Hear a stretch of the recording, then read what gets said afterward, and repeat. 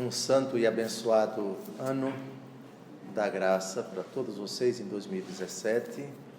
Retomamos a nossa aventura no livro do Gênesis, o estudo da Palavra de Deus. É o nosso primeiro encontro esse ano de 2017. Damos continuidade à nossa investigação do capítulo 14 do livro do Gênesis, a partir do versículo 17. Na verdade, terminamos o nosso último encontro falando do versículo 20, mas por que eu vou falar do versículo 17? Porque é aquilo que se segue ao grande evento que ocorreu depois que Codorlaomer estabeleceu uma guerra contra 5 cidades. Foram 4 reinos contra 5 reinos.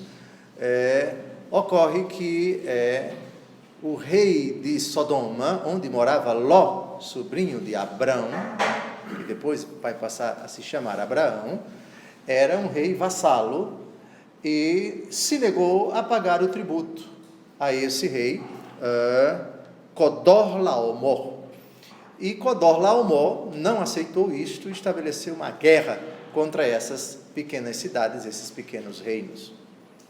E levou todos os que moravam nessas cidades, nesses reinos, como vassalos para uma terra distante. Abraão soube e reuniu 318 homens, lá mesmo em Hebrom, onde ele viveu, onde ele vivia e onde está enterrado, diga-se de passagem, e saiu-se vitorioso.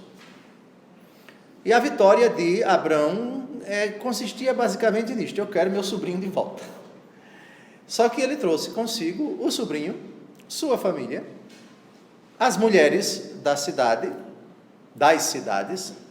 as tropas e também os despojos, ou seja, os bens materiais que, naquele tempo, como vocês sabem, quando numa batalha a parte vitoriosa consolidava-se a vitória da parte vitoriosa, os vivos da parte derrotada viravam escravos. As mulheres viravam o que? Faziam parte do harém, se eram bonitas, se eram bem feitas, se eram bem cuidadas, etc. As outras iam ser empregadas mesmo, escravas. E os bens eram despojos, era, digamos assim, o anátema. Não é? Isso aqui está consagrado ao nosso Deus, então a gente pega e faz disso aquilo que bem entender. E com Abraão não foi diferente. Ele partiu ao encalço de Codorlaomer, venceu a batalha, trouxe o seu sobrinho de volta, as mulheres, os soldados, a tropa e também os despojos. E aí vai acontecer uma coisa curiosa, versículo 17. Voltando Abrão da derrota de Codorlaomer e seus reis aliados, o rei de Sodoma saiu-lhe ao encontro no vale de Savé, que é o vale do rei. Vale de Savé, ou vale de Savé, segundo Flávio Joséfo, o grande historiador judeu, fica a cerca de 400 metros das muralhas de Jerusalém. Jerusalém fica no Monte Sião, como vocês sabem. O Monte Sião fica no alto e ele é cercado de vales. O Vale de Savé é um desses vales. Isso é importante para a gente compreender quem é essa figura que vai aparecer agora, Melquisedeque, rei de Salém, que é a abreviação de Jerusalém. Muito bem. Primeira coisa nesse versículo 17. O texto não diz, mas é de se imaginar. Era o costume da época, numa batalha, digamos assim, uma das prioridades do povo vencido era humilhar o rei ou matá-lo mesmo. Aliás, numa batalha, quando você mata o rei, isso tem um impacto terrível na tropa, porque abala moralmente, é o nosso rei, é o nosso líder, está morto, etc. Vocês lembram que na luta entre Davi e Golias, Davi era um garoto. Na hora em que ele mata Golias, todos os filisteus fogem, porque eles acreditavam, nosso rei, que era protegido pelos nossos deuses, foi vencido, o Deus deles é mais poderoso do que os nossos, batiam em retirada. Eu lembrei isso para recordar, aqui muito provavelmente, o texto não diz, mas Codorlaomer morrera. E os grandes, os chefes dos seus exércitos também. Abraão volta, portanto, somente com os despojos, com as mulheres, com Ló e com sua família. Quem conhece um pouco a geografia da Terra Santa sabe que entre Jerusalém e as ruínas da cidade de Sodoma, nós temos aqui uns 40 ou 50 quilômetros. Ora, Abrão volta, a última batalha aconteceu perto de, deem uma olhada, por favor, no versículo 15, ao norte de Damasco. Ora, Damasco é Síria, hoje é Síria. O lógico seria que ele voltasse para Hebrom, que aliás não fica muito longe de Jerusalém, 30 ou 40 quilômetros, ou então que fosse deixar o seu sobrinho na cidade de Sodoma, mas não, ele vai para a atual Jerusalém. E vejam o que vai acontecer, essa figura que aparecerá pela primeira vez e também desaparecerá para sempre da Bíblia. Por isso é uma figura emblemática, por isso é uma figura importante, por isso é uma figura simbólica, por isso é uma figura profética. É a carta aos Hebreus, capítulos de 5 a 7, que vamos ver daqui a pouco, e o Salmo 109 ou 110, que vai falar de Melquisedeque como símbolo, como imagem, como tipo de nosso Senhor Jesus Cristo, sumo e eterno sacerdote. Esse rei de Sodoma vai ao encontro de Abrão. Mas vai ao encontro para quê? Certamente para agradecer e também para entrar, digamos assim, num entendimento. Entendimento também financeiro, entendimento também pecuniário. Ele está voltando com as mulheres da minha cidade, ele está voltando com os bens nossos que foram usurpados. Então eu tenho que me entender com este homem que fez as nossas vezes. Foi ele quem estabeleceu a batalha e eu tenho que, aspas, é a expressão minha, eu tenho que acertar as contas com ele. Então, o rei de Sodoma sai ao encontro, mas, repito, entre Sodoma e Jerusalém, temos pelo menos uns 45 quilômetros. Melquisedeque, diz o versículo 18, rei de Salém, já sabemos que é a abreviação de Jerusalém, e sacerdote do Deus Altíssimo, mandou trazer pão e vinho. Deixemos o versículo 19 um pouquinho para lá, e agora centremos nossas atenções aqui.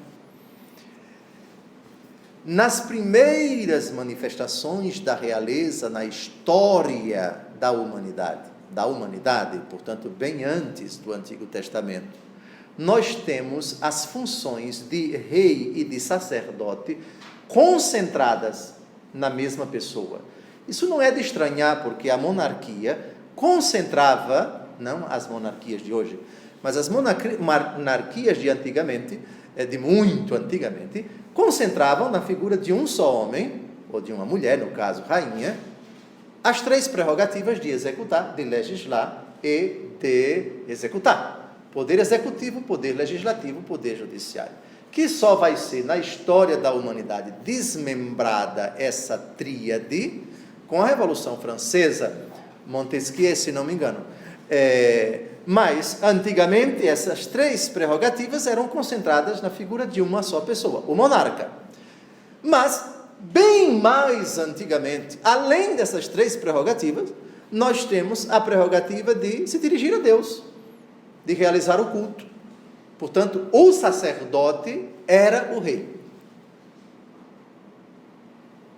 Portanto, não causa espécie, ninguém fique chocado ao vislumbrar essa figura, porque Davi não era sacerdote, Salomão não era sacerdote.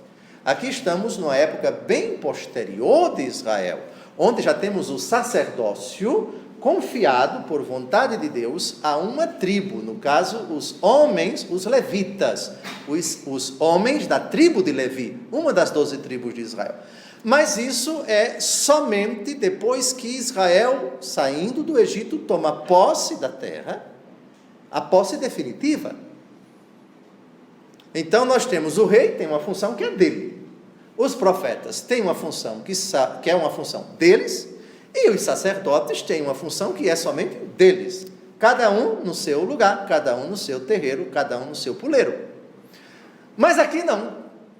Aqui, primeiro, é a primeira vez que um rei, na terra onde hoje nós chamamos de Israel, a terra onde jorra leite e mel, haveria de jorrar leite e mel, Abraão está ali, ainda não tem posse da terra, somente está morando ali como peregrino, vai morrer ali, vai ser enterrado ali, mas ainda não tomou posse da terra. Isso só vai acontecer uns 700 anos depois. Entre a tomada da terra com Josué e Abraão, decorreram 600 e tantos anos, por favor. Então aqui nós temos a cidade de Jerusalém, que não é ainda a capital da Terra Santa. Isso só vai acontecer com Davi.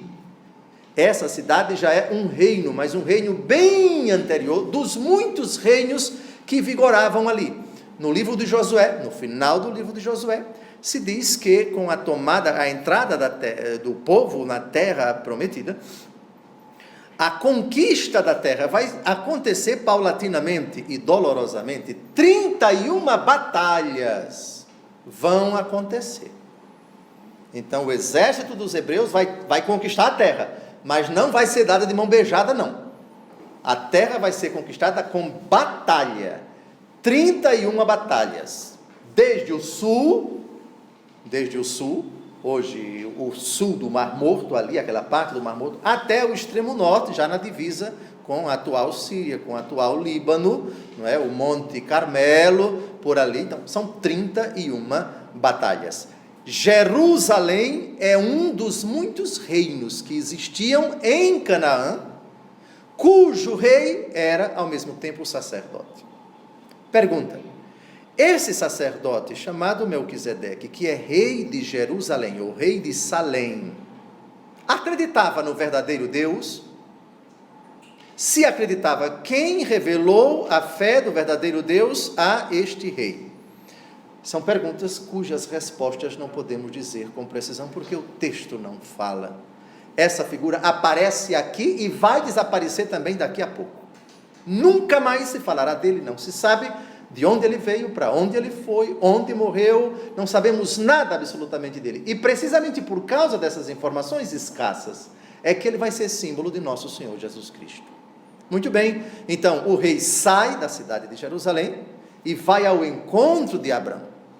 O rei de Sodoma provavelmente vê a cena, porque é o rei de Sodoma quem primeiro encontra Abraão. Muito bem, versículo 18. Melquisedeque, rei de Salém e sacerdote do Deus Altíssimo, mandou trazer pão e vinho.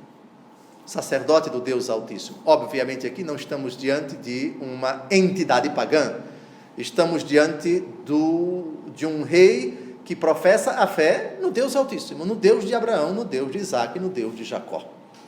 Mas é somente isso que nós podemos dizer com certeza, porque não sabemos como ele acreditou no verdadeiro Deus. Teria Abrão, que morava em Hebrom, catequizado, por assim dizer, Melquisedeque, teria Abrão, homem rico, homem respeitado, se dirigido a este rei para falar do verdadeiro Deus, aquele em obediência ao qual ele deixou Ur da Caldeia e veio para tão longe?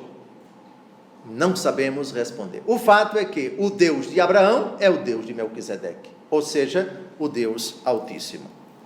Pão e vinho são, no tempo de Abrão e também em seguida, posteriormente, e aqui a gente não pode deixar de esquecer a matéria do santo sacrifício da missa utilizada por nosso Senhor Jesus Cristo na instituição da Eucaristia.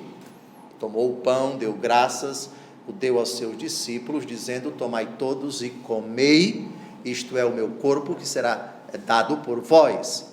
Pão e vinho ainda são, comidas obrigatórias, alimentos obrigatórios na mesa dos judeus, maxime na celebração da Páscoa, Unanimemente os padres da igreja viram aqui a primeira alusão, a primeira tipologia, a primeira prefiguração da instituição do sacramento da Eucaristia. Portanto, Melquisedeque, símbolo de Cristo, pão e vinho, símbolos da matéria do sacrifício da missa que haveria um dia de ser instituída por Jesus na véspera de sua paixão. Está claro? Pão e vinho. Muito bem. Reparem que quem manda trazer pão e vinho é Melquisedeque. Não é Abraão quem leva. Abraão vai levar outra coisa. E abençoou Abrão, dizendo: bendito seja Abrão pelo Deus Altíssimo, que criou o céu e a terra. Bendito seja o Deus Altíssimo, que entregou os teus inimigos em tuas mãos. E Abrão deu-lhe o dízimo de tudo. É a primeira bênção dirigida, bipartida, vamos dizer assim. Melquisedeque abençoa, bendiz Abrão e bendiz o Deus de Abrão. Quando a criatura bendiz a Deus, é uma oração de bendição. Quando a criatura abençoa outra criatura, é uma oração de bênção. Nós não dizemos: ó Deus, eu te abençoo. Não tem sentido isto. Tem sentido que uma criatura diga: Deus te abençoe. Mas, quando a criatura se dirige a Deus, é uma oração, é uma prece, é uma litania de bendição. Eu te bendigo, ó Pai.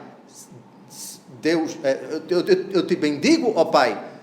Dou-te graças, ó Pai, porque escondeste estas coisas dos sábios e entendidos e as revelaste aos pequeninos.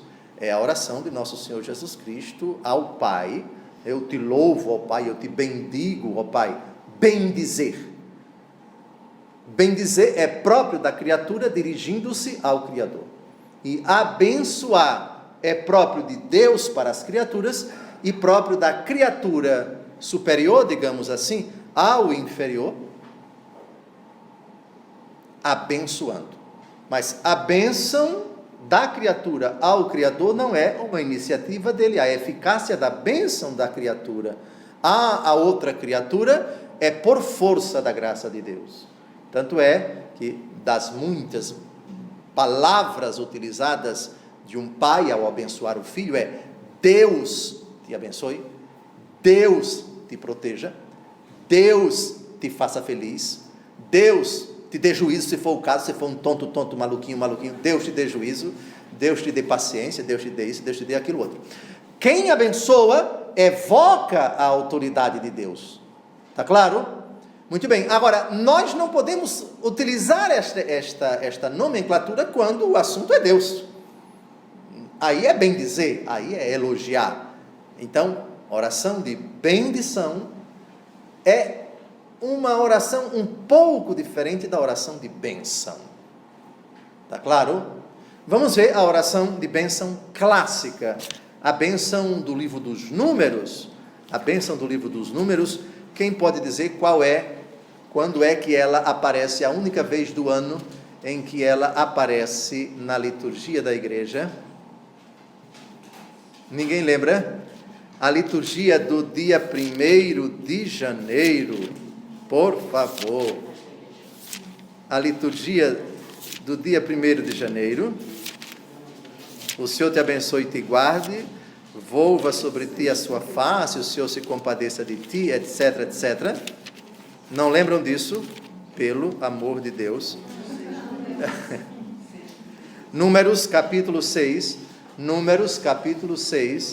de 22 a 26. O Senhor disse a Moisés: dize a Arão e seus filhos o seguinte: eis como abençoareis os filhos de Israel. O Senhor te abençoe e te guarde. O Senhor te mostre a sua face e conceda-te sua graça. O Senhor volva o seu rosto para ti e te dê a paz. E assim invocarão o meu nome sobre os filhos de Israel, e eu os abençoarei. Perceberam que quando uma criatura abençoa outra criatura, é por força da autoridade de Deus? A eficácia da bênção reside em não eu abençoar. Sim, eu vou abençoar você, meu filho. Bênção papai, bênção mamãe, Deus te abençoe. Não é eu te abençoo. Não, papai me abençoou, correto. Mas olha os termos da bênção de papai, da bênção de mamãe. Deus te abençoe, Deus te proteja, Deus te guarde. Está claro? Oração de bênção. Agora a oração de bendição, não. Eu citei esse texto do livro dos Números para nós compreendermos a bipartida bênção de Melquisedeque. Voltemos a Gênesis 16, versículo 19. E abençoou Abrão, dizendo: bendito seja Abrão pelo Deus Altíssimo que criou o céu e a terra. Aqui não é propriamente bênção, mas é uma bendição. Ele está bendizendo Abrão, não por Abrão em si. Repare que o texto é claro: pelo Deus Altíssimo que criou o céu e a terra. É por causa dele, é pela mediação dele, é por força dele, é por graça dele. Ou seja, a criatura é bendita, mas por um motivo que não reside nela. O Deus que a criou, o Deus que a libertou, o Deus que a protegeu, o Deus que a agraciou. Mas Deus também aqui é bendito, versículo 20: bendito seja o Deus Altíssimo que entregou os teus inimigos em tuas mãos. Bem, e aqui vemos a mais antiga manifestação do dízimo. E Abrão deu-lhe o dízimo de tudo. É somente nos livros posteriores, portanto, muito tempo depois de Abrão, eu vou chutar, de 700 a 800 anos depois de Abraão, é que nós vamos encontrar no livro do Levítico, no livro do Deuteronômio, digamos assim, a institucionalização do que aparece aqui pela primeira vez. Lá no livro do Levítico, lá no livro do Deuteronômio, nós temos, primeiro, as primícias, depois o dízimo. O que são as primícias?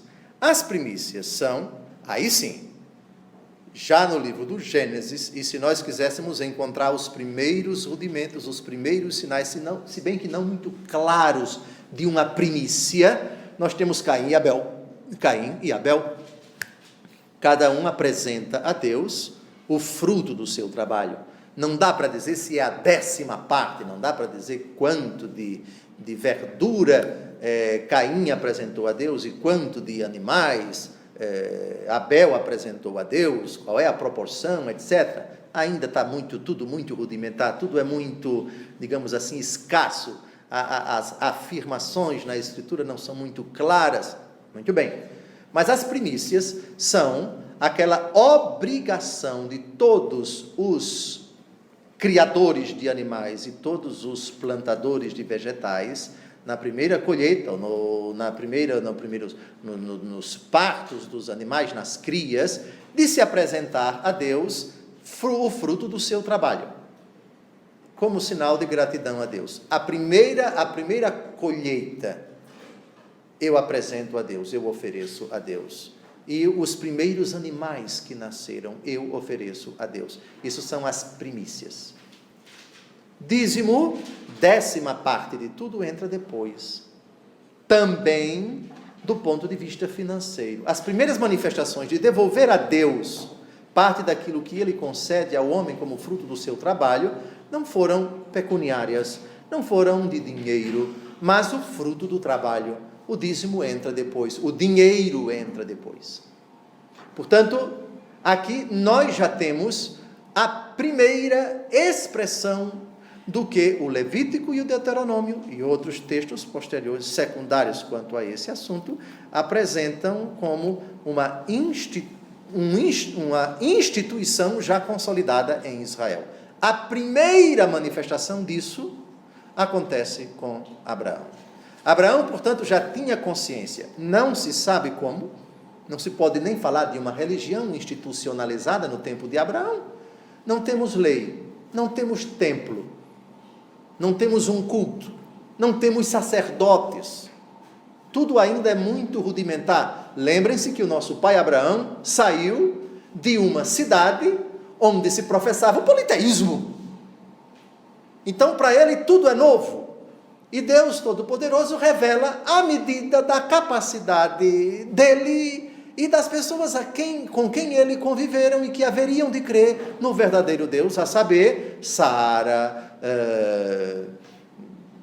Isaac, Ismael, Agar, e depois os filhos dos filhos, etc., os que haveriam de crer. Está claro? Então, querer encontrar todas as instituições posteriores que só viriam 600 ou 700 ou 800 anos depois de Abraão, tudo aqui condensado, francamente, tudo ainda é muito rudimentar, tudo ainda é muito escasso, tudo ainda é muito, digamos assim, genérico. Mas, atenção, aqui não temos nenhum vestígio de politeísmo, de paganismo.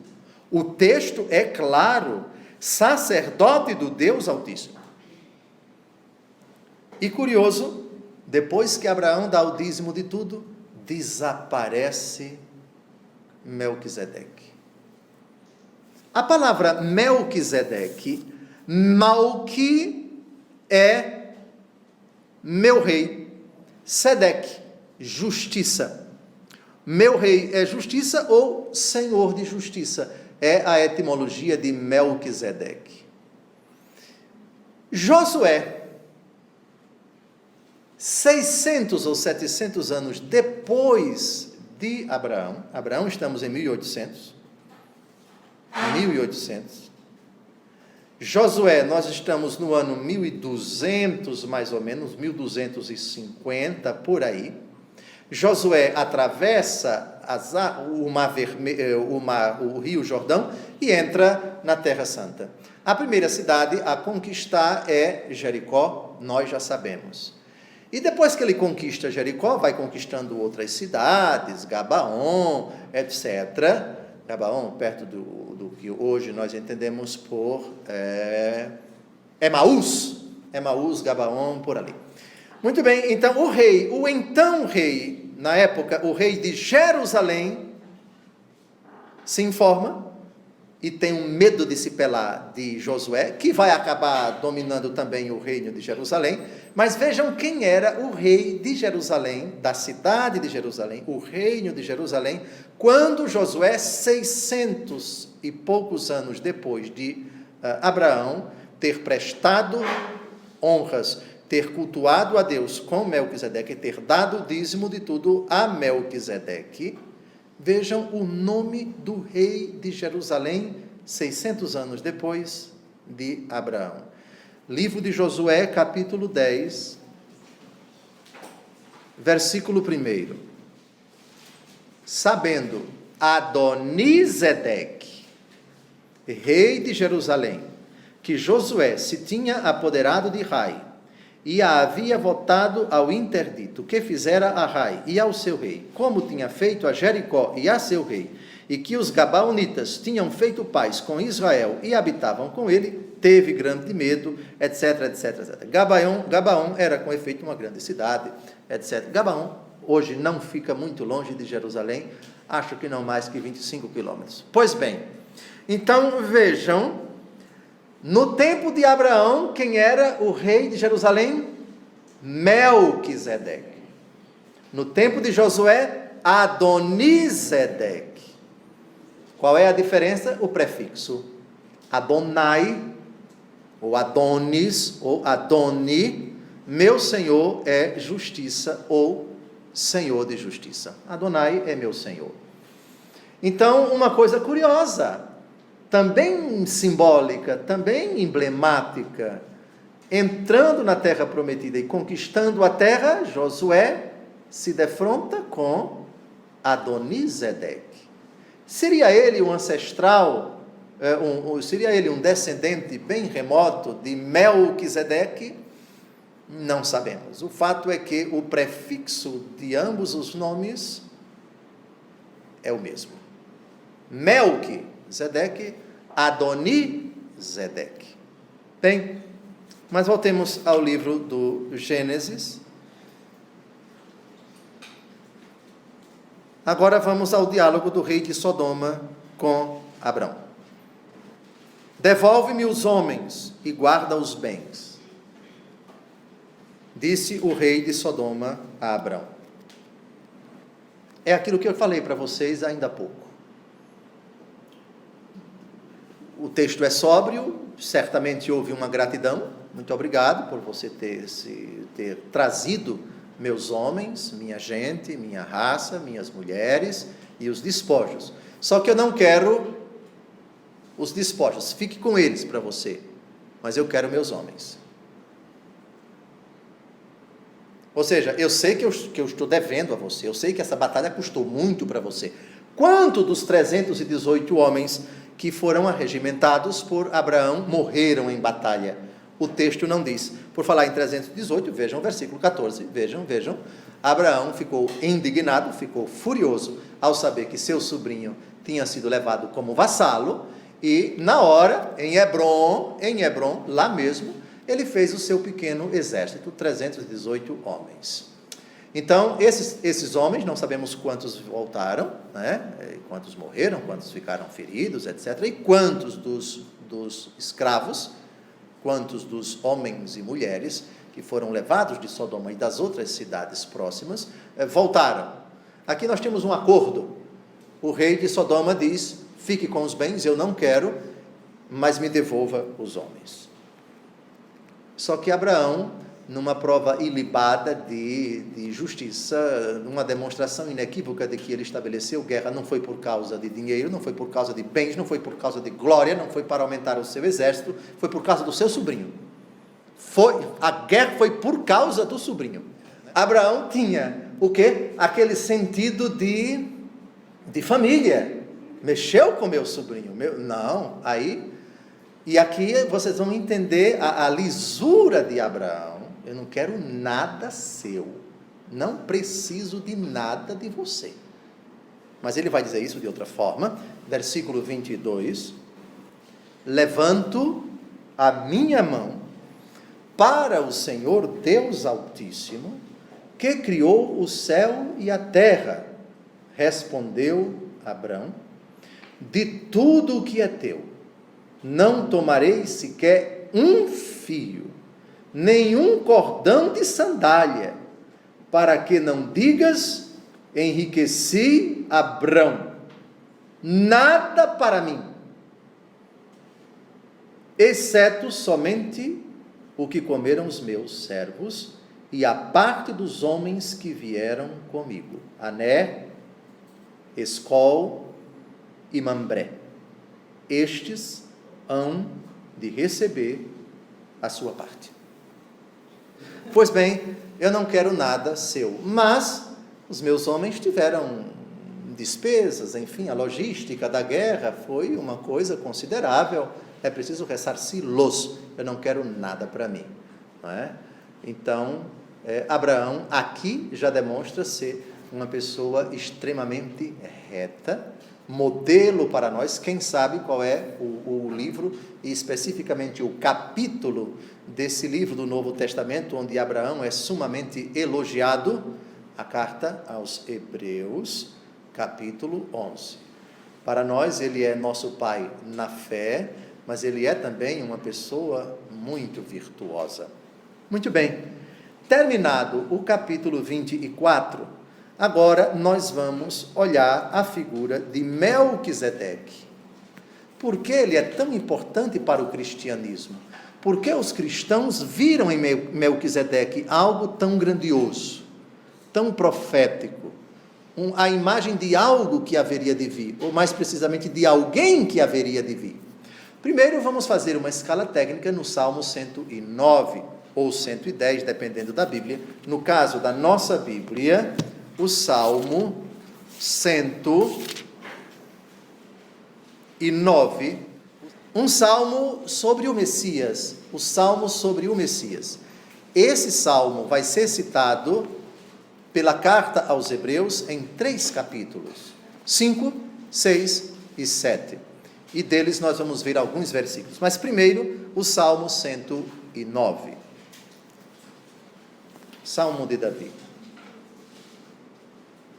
Eis o oráculo do Senhor que se dirige ao meu Senhor. Assenta-te à minha direita, até que eu faça de teus inimigos o escabelo de teus pés. O Senhor estenderá desde Sião teu cetro poderoso, dominarás, disse ele, até no meio de teus inimigos. No dia de teu nascimento, já possuis a realeza no esplendor da santidade. Semelhante ao orvalho, eu te gerei antes da aurora. O Senhor jurou e não se arrependerá. Tu és sacerdote para sempre, segundo a ordem de Melquisedeque. Os demais versículos não vamos ler, porque esse é o mais importante. Depois vocês leem em casa. É um salmo que a tradição da igreja, já a carta aos Hebreus, lê e interpreta o Salmo 109, vendo nele uma profecia sobre Jesus. Esse Jesus é sacerdote não na lógica dos levitas, porque o sacerdócio levita foi instituído por Deus, mas desapareceu. E era um sacerdócio radicado na genealogia. Isto é, o pai é sacerdote, o filho, macho, tem que ser sacerdote, o neto, macho, tem que ser sacerdote, o bisneto, macho, e assim por diante. Portanto, é um sacerdócio relacionado com a linhagem, com a linha sucessória, a família, a carne, portanto. Só que Melquisedeque é sacerdote e ninguém sabe quem foi o pai dele, se foi sacerdote ou não, quem foi o avô dele, quem foi o bisavô dele, quem foram os ancestrais dele. Ora, na Bíblia, não ter genealogia significa não existir. Ora, qual é a pessoa, se hoje você pode falar, mas fulano, quem é seu pai, quem é seu avô, quem é seu bisavô, quem é seu triavô, quem é seu tataravô, e quem é seu filho, seu neto, seu bisneto, etc. Ter uma família significa existir, porque a existência para os seres humanos acontece no âmbito de uma família, e família supõe ascendentes e descendentes, e família supõe ancestrais e a linhagem posterior. Só que esse sacerdote, não se sabe absolutamente nada dele, a única vez que ele aparece é aqui no livro do Gênesis. Então, segundo a ordem de Melquisedeque, não é ordem no sentido de sacramento da ordem, é a linhagem. Ordem aqui é cadência. Quando você fala pai, filho, neto, bisneto, você tem uma ordem genealógica, seja descendente, posterior, seja antecedente, no caso, os ancestrais, não é? Então, isso é ordem ascendente, ordem descendente. Ora, Deus não tem ordem, porque em Deus não existe o antes e o depois. Portanto, Melquisedeque é imagem de Jesus, que é Deus eterno. No princípio era o verbo estava com Deus e o verbo era Deus. Está claro? Porque sacerdote para sempre, ou seja, o seu sacerdócio, Jesus, não vai desaparecer quando desaparecer a linhagem, porque tua linhagem é eterna. Por que o sacerdócio levítico desapareceu? Porque ele era radicado numa linhagem. Desapareceu a tribo de Levi, e aliás, Jesus nem nasceu da tribo de Levi, que era uma das 12, Jesus nasceu da tribo de Judá. Portanto, a linhagem de Jesus não está radicada no sacerdócio levítico. Simeão, sim. Novo Testamento, pai de Zacarias, sim. Simeão, sim. Zacarias, sim. Zacarias, pai de João Batista, da linhagem de Levi. E esse sacerdócio desapareceu. Os judeus de hoje não realizam mais o sacrifício como determinado no Levítico, no Deuteronômio, porque também não tem mais templo, não tem mais vítima, etc. Eles celebram a ceia pascal, eles celebram a Páscoa de forma ritual, etc. E o sacrifício se pode falar hoje dentro do judaísmo, mas no sentido espiritual, não é material de imolar animais, etc. Portanto, desapareceu. Então, a frase, tu és sacerdote para sempre, segundo a ordem de Melquisedeque, eu espero que tenha ficado bem clara. Ainda não lemos os textos mais famosos sobre esse assunto na carta aos Hebreus. Vamos lê-los agora. Ficou claro a frase do versículo 4 do Salmo 109, o Senhor jurou e não se arrependerá. Outra coisa muito importante aqui, vejam quem foi que escreveu o Salmo 109, quem foi que escreveu? Davi.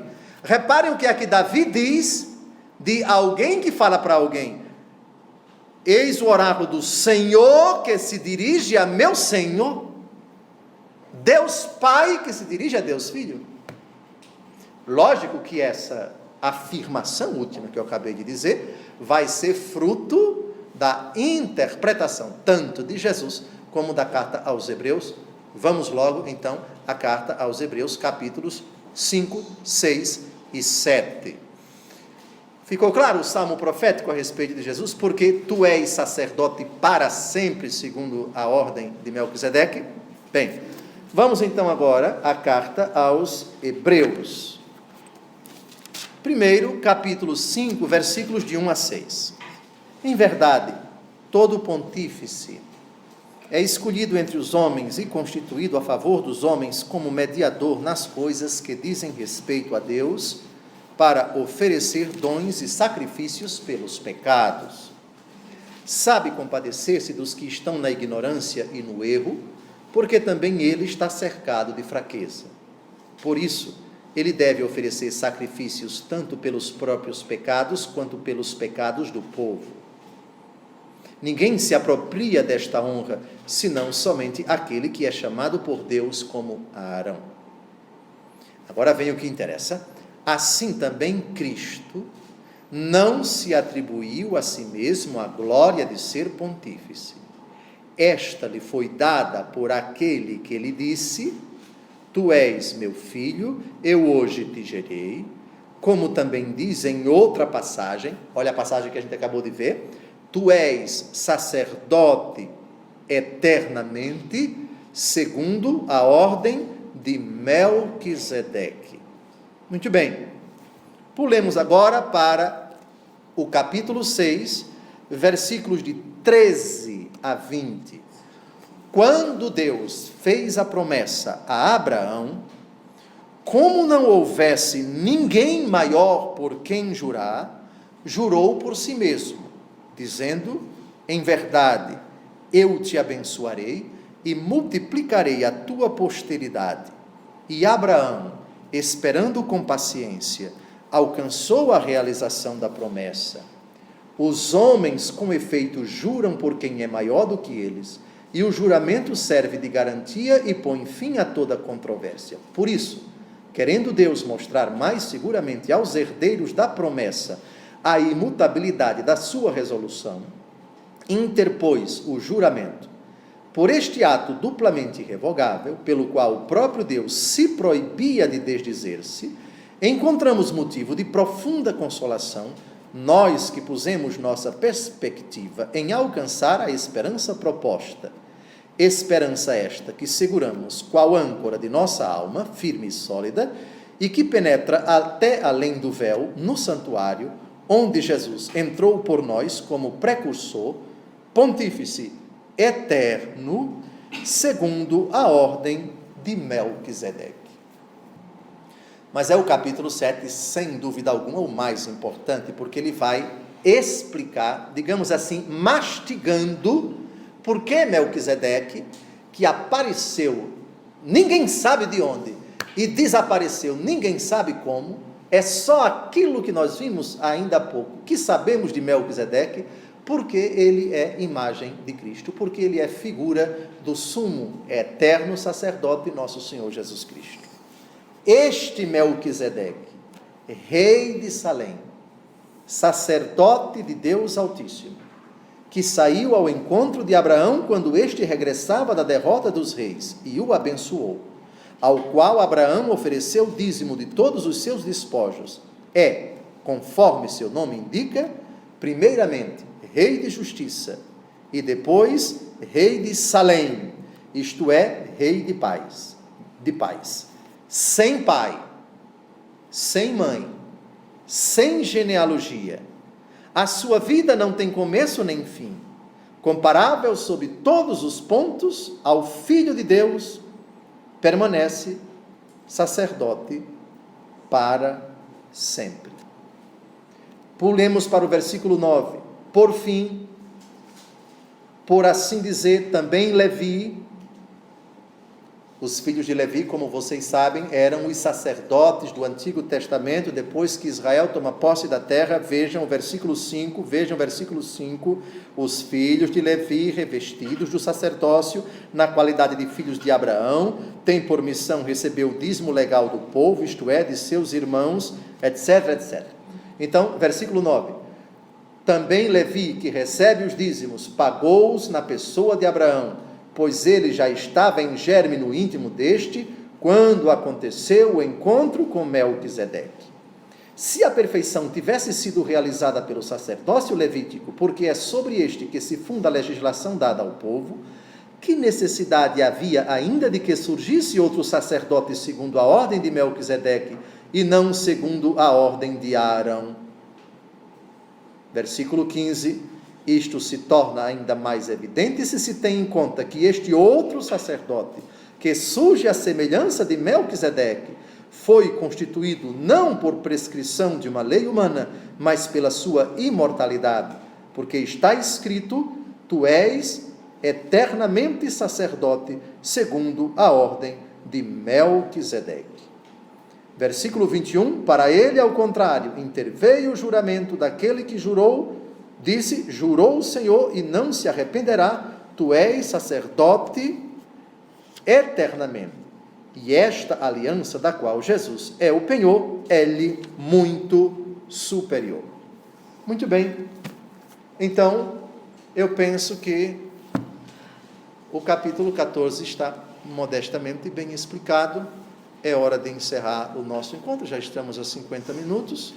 Proponho a vocês todos, no próximo sábado, retomarmos o livro do Gênesis, lá no capítulo 15. O Senhor Deus vai se dirigir a Abraão, vai abençoá-lo, vai prometer de novo a descendência, a terra, e pela primeira vez, Abraão vai reclamar. Eu já estou velho, o Senhor já me prometeu e até agora nada, muitos anos se passaram, desde que o Senhor disse a Abraão lá na Caldeia: deixa a tua terra, a tua casa, a tua parentela e vai para onde eu te indicar, eu te farei pai de uma grande nação. Muitos anos se passaram e nada da descendência de Abraão. Pois bem, então Abraão vai fazer a reclamação e o Senhor Deus vai consolá-lo. Abraão vai realizar um sacrifício, uma imolação, e vai, de novo, Deus reiterar o pacto que ele fez com Abraão, ou seja, a minha palavra vai ser cumprida.